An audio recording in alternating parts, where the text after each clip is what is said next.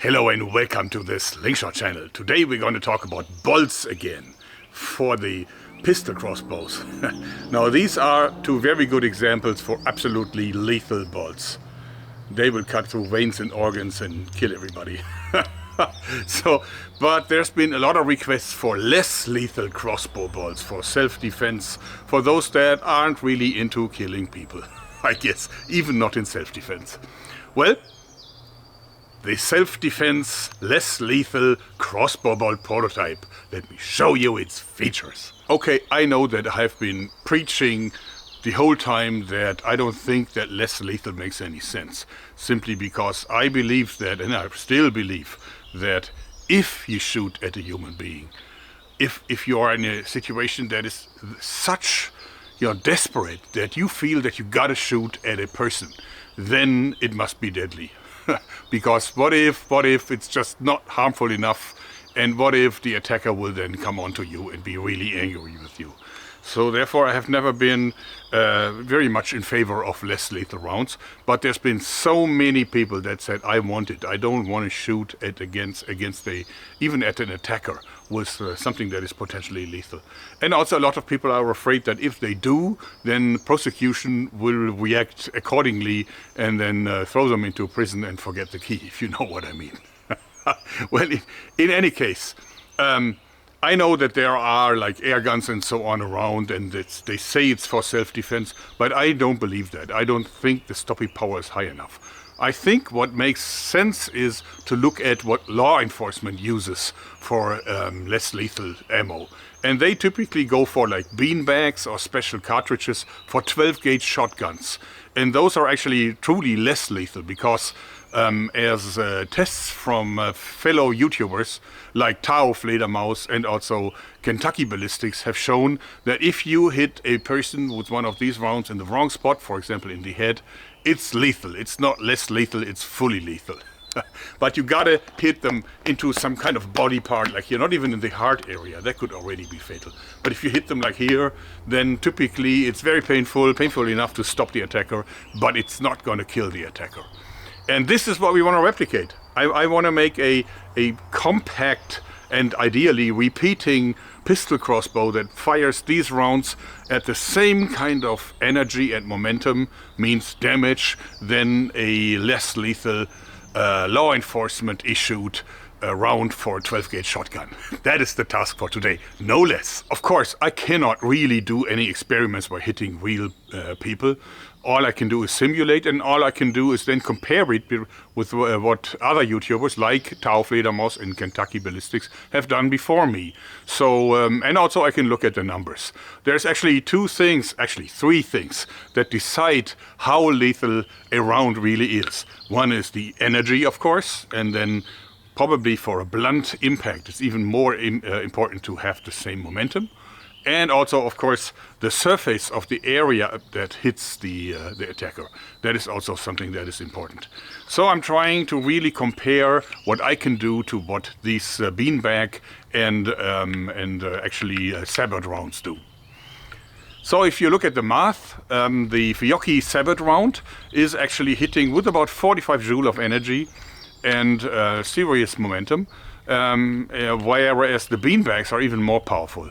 They have like up to 200 joules of energy, and they also have very, very serious momentum of about 2.5 to 3.5 Newton seconds.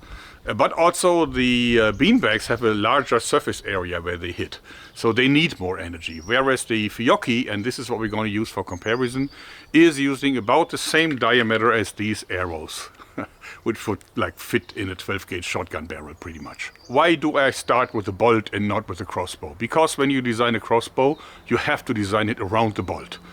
Everything derives from the size and diameter and length and everything from that the bolt has. So this one here is actually a 20 millimeter aluminum tube, and there is a 2.5 centimeter, like 1 inch piece of aluminum inside here to give it weight, so that the balance point is very much in the front.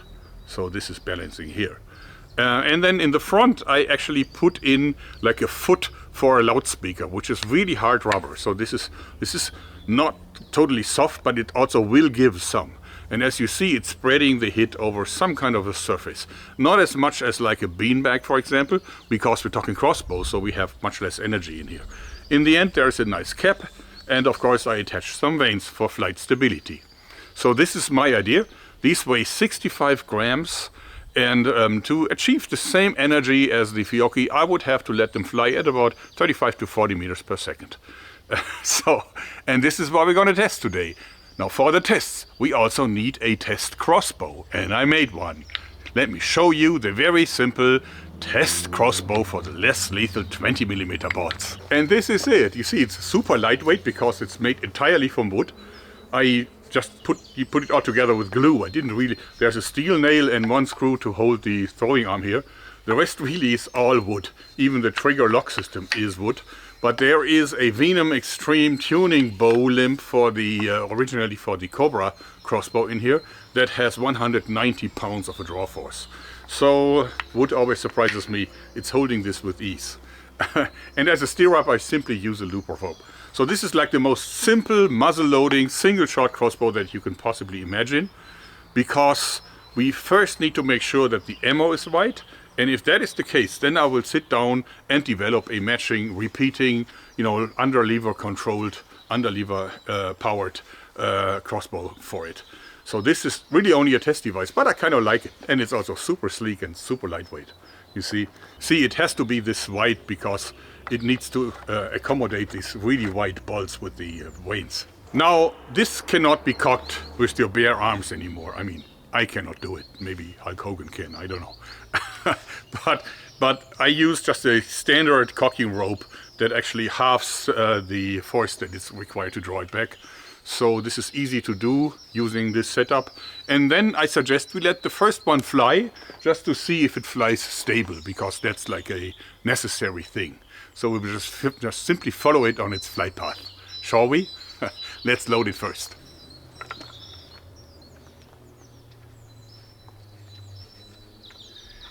Okay, stomping down on it and then pulling up until the trigger engages. See, there's a lot of force on this now. And we can muzzle load the arrow. Very simple. So you can see that the arrow rests nicely against the string. Okay, we'll shoot in the general direction of my rearwards target, the one with the green bucket, okay?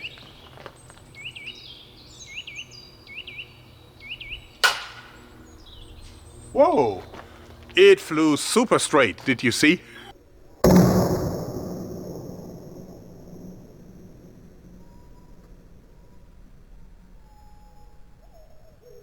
Okay, next we will shoot at the archery target mat. It's a fairly new mat. Now this will probably leave a dent in it, but it should actually not penetrate and it should not stick in it. Now of course a full power crossbow bolt would completely go in all the way, but this here should hopefully work as expected. And we're going to shoot from very close distance because self-defense and home defense is a very short distance business. Whoops. Yeah.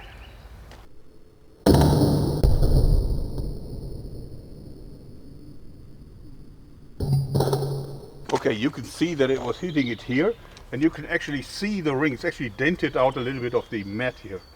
So it actually punched out a part of this here. But I have to say this really works because see, you can really hit yourself hard with this. If I would do this with a normal arrow, I would now be bleeding all over. So this definitely really reduces the danger of the bolt by far.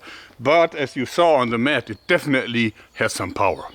Now let's crony it and see how much power we actually get from it. Okay, let's give this a try.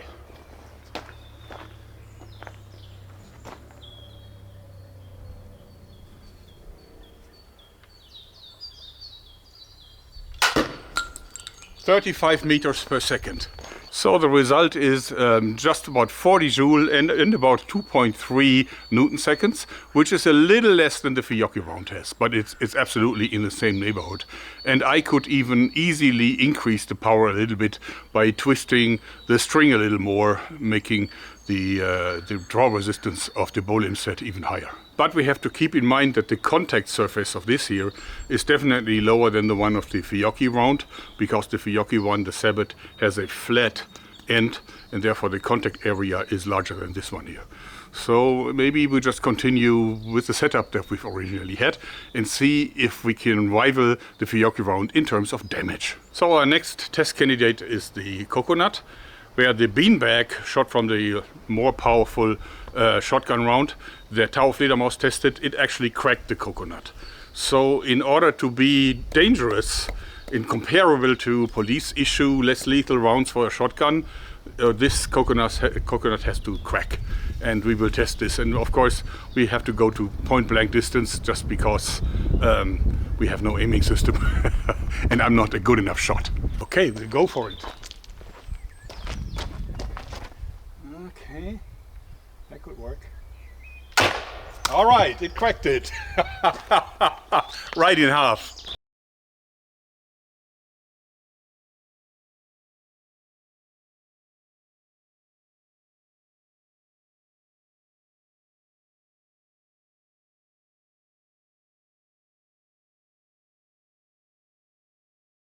This was really a success.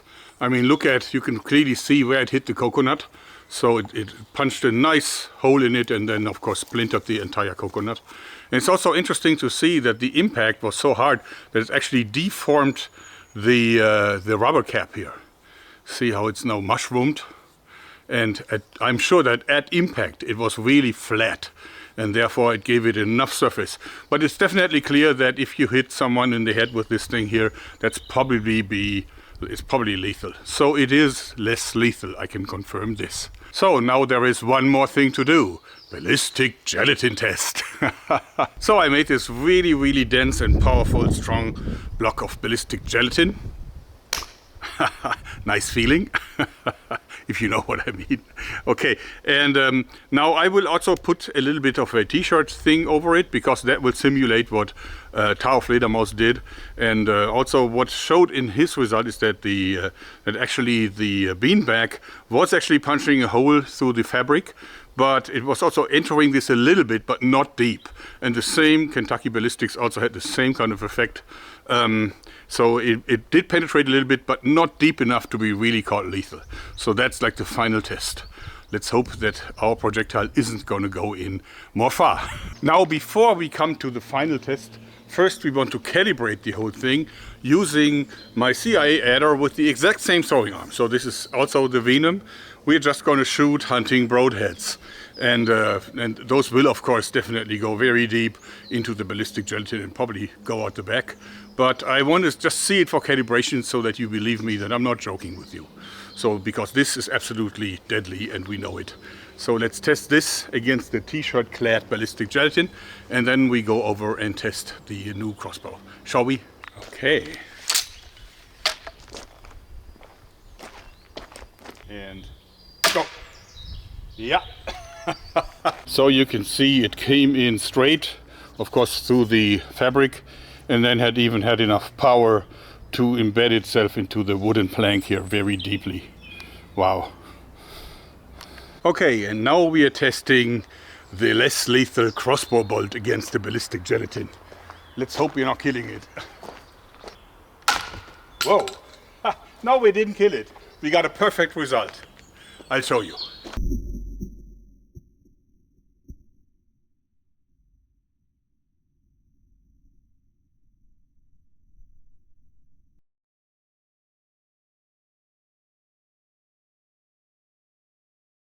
Alright, so just as like in the tests that Tower of Fledermaus and Kentucky Ballistics did, it did punch a hole through the t-shirt, and it also punched a little hole in here, so you can see the print in here from that one. But it didn't really go in, so there was no penetration deep into the flesh. I mean, it is a little bit hurt here, so you could easily see that this would have been majorly painful. And you can even see that there is like a small wound cavity. So that would have been an awful blunt force. And I don't really think that if this hits you like in the stomach or so, that you have any more desire to continue your attack. So I declare this thing to be absolutely effective. Now you can even see that there are parts of the t-shirt still clinging to the tip, whereas the arrow is completely undamaged. Alright, time for a conclusion. This testing performed really well. I mean, it's just a simple, easy device, and it performed like a charm. These arrows, I think, are absolutely comparable to less lethal law enforcement issued projectiles for 12 gauge shotguns. So it passed all the tests. It did crack the coconut just like the beanbag did. It did penetrate the t-shirt. It did also definitely also hurt the ballistic gelatin, but not go in very deep. It also really delivered, like you can see this in the slow motion, what kind of a blow it delivered to this. Flight characteristics are absolutely stable. Energy and momentum are also on par with the police-issued shotgun ammunition. So what is next? Well, this is just a test device. And it's complicated to cock, and it only has one shot and has to be muzzle loaded. Now I will make a wooden adder-like device that cocks with an underlever that has like 4 or maybe 5 of them in the magazine. So it's easy to cock, easy to shoot, and of course it will also have a sighting system. So this is next, but I needed to be sure that this is the right ammunition because, as I said initially, you have to design a crossbow around the ammo that you're using. And this is just fantastic. Alright, some questions and answers. So question number 1, why not using rubber balls instead? Well, because a crossbow limb set has a certain limited speed. These limbs here can really not exceed 90 meters per second, and that would already be requiring a very lightweight projectile. And you just don't get enough momentum and energy if you use a lightweight projectile like a rubber ball. That would probably have 5 grams versus 65 grams for this here. So rubber balls are something that you can do in a firearm, and you get them to a very high speed, and then you can use them. But in a crossbow, it's not an option. In a crossbow, if you want energy and momentum, projectile weight is the way to go. So it's absolutely necessary. Second question, why no compound limb set? Because they're not reliable enough. I mean, compound limb sets are really fine for hunting crossbows where you only need one shot. But on these things, like specifically if it's a repeater, you need to be able to do a lot of shots in a short time without having issues with the string and so on. So you want just a plain yet very powerful conventional throwing limb. When is the next step going to come? I don't know. I have so many things to do right now that I don't really know when I will be able to really hit the workshop for a long time. But it itches me. I think the weapon needs to be designed. Will it also be a commercial product? Well, maybe. I think if there's enough demand, and a lot of that depends on you guys' reaction to this video. So if you want to leave a comment, would you prefer a less lethal home defense crossbow over a lethal one, or no? Next question, can this also be deadly? Sure. If you leave the rubber cap off, I think it's deadly immediately. And if you sharpen the rim, or if you put in a tip, a sharp tip, and that could be like a puncher, like a hole puncher, that could also be like a sharp tip, so it would be super easy to make this deadly. So you could mix, of course, less lethal rounds and lethal rounds just like you can in a pump gun. In any case, I hope you like this, because that's it for today. Thanks and bye-bye. Yeah, less lethal, but not for buckets.